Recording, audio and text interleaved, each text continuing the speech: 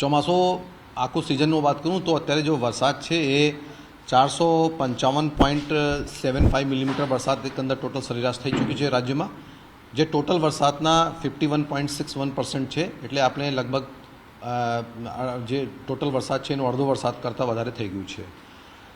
સિઝનનો વરસાદમાં આપણે લગભગ 73 તાલુકા એવા છે જેમાં 500 મિલીમીટર કરતાં પણ વરસાદ વધારે થઈ ચૂકી છે.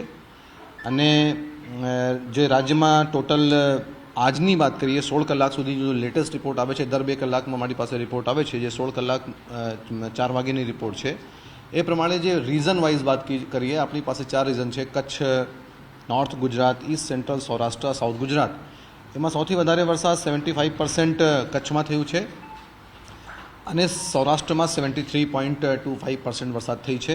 બાકી રીઝન્સમાં 25 અને 30% વરસાદ છે.